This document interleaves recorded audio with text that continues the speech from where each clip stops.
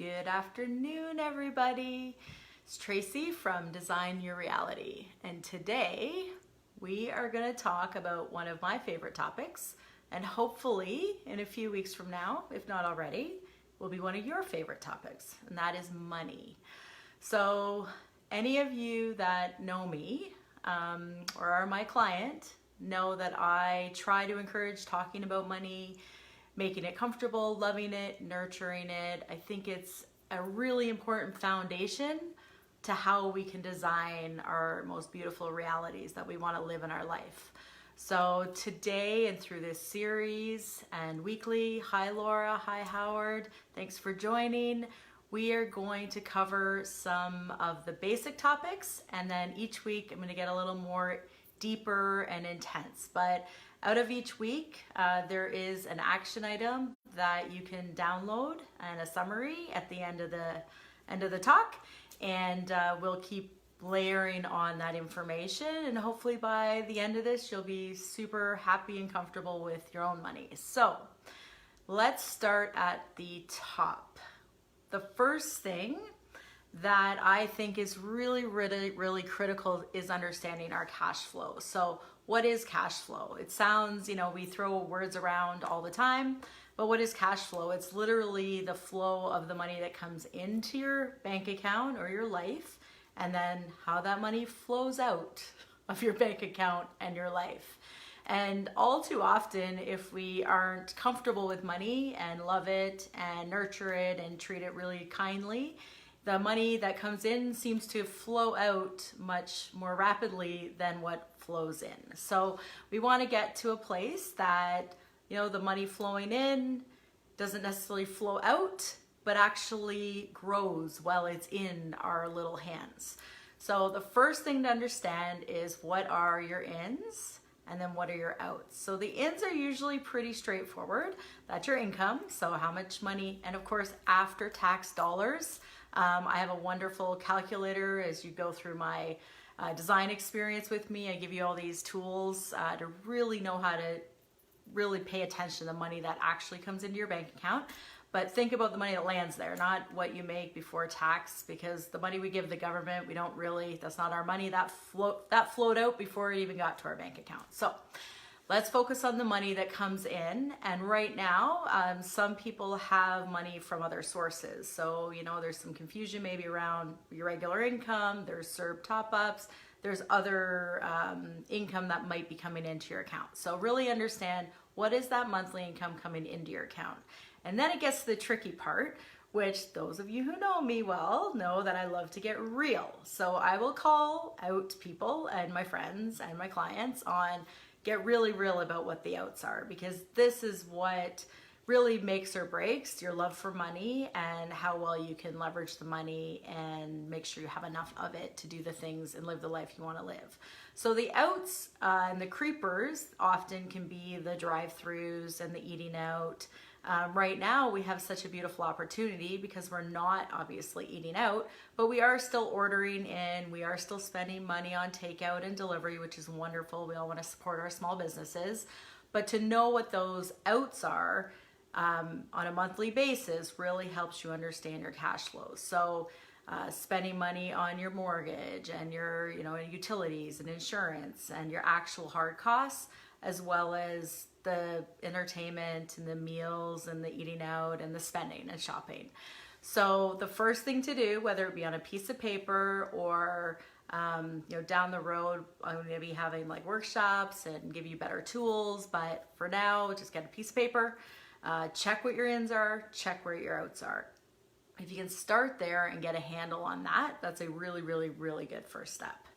Then from there, the outs. This is where we get to get a little bit more real, is what are your outs? So you have needs and then we have wants. And often, I would often agree with this, beer and wine may seem like a need. It is, however, a want. Hi, Suzanne. So things like needs are your mortgage payments, are your taxes, are your utilities. Now I would say if you crank your air conditioner, that becomes a bit more of a want. If you have your hot tub running or your pool running at 85, then that might become a bit more of a want. But I'm talking about understand what your basic needs are around your wants. Even food. Food is a big expense category for a lot of people, and one that can easily become a slippery slope of spending. And again, I think we really do have an opportunity right now because we've been forced to slow down, we've been forced to eat at home more, to really pay attention to our cash flow and what is our spending on food.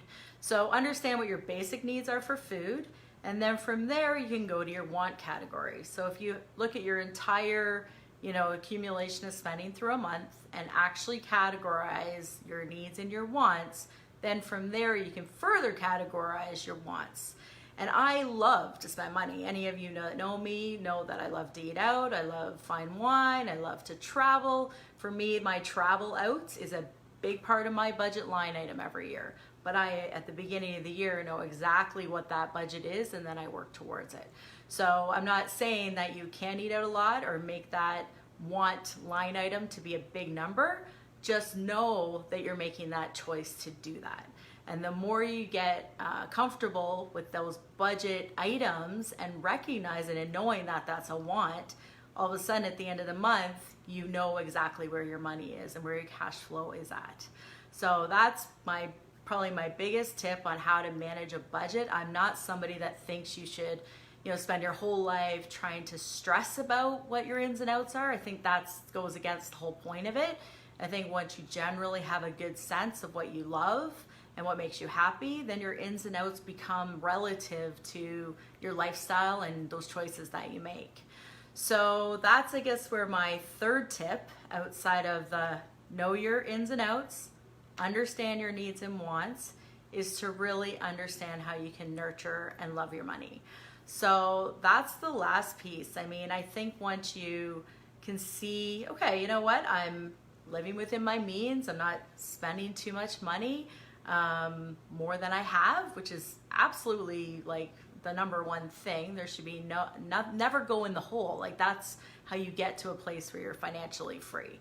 You should never have to think about it. That's the optimum place that you want to be. And again, I will argue anyone that that's a very relative thing around ins and outs. So if you get your ins and outs within your means and you know where your savings are and you got your travel budgets or you got your spending, then from there you learn to really nurture your money. So you're going to appreciate that money coming in. Like that's your money to now save it or invest it or help to make it grow. So I would love to leave you with this analogy that basically if you think of money, and everyone here, I mean, obviously my backdrop in my living room or my dining room is flowers. I love flowers.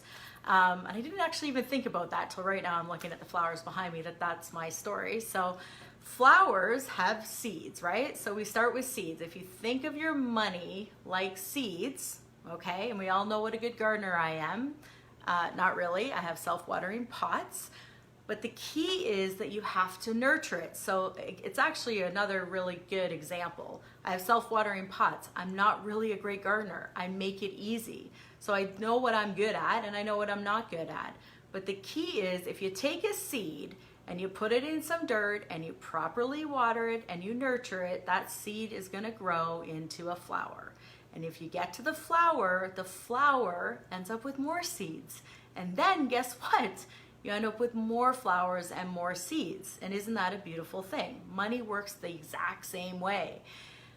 And if we take the seeds and we ignore them, which so many of us do, like, I mean, this is why those of you who know me or are clients know I love talking about it, because there's so much fear around money and we aren't really good at just loving it. We want to like ignore it. We want to throw it away. So like the seeds, if we just put it in a dark place and we ignore the darn seeds and not water it and not nurture it, they're just going to disappear. They're not even going to die. They're just going to like flow away and you're never even going to notice that those seeds were there.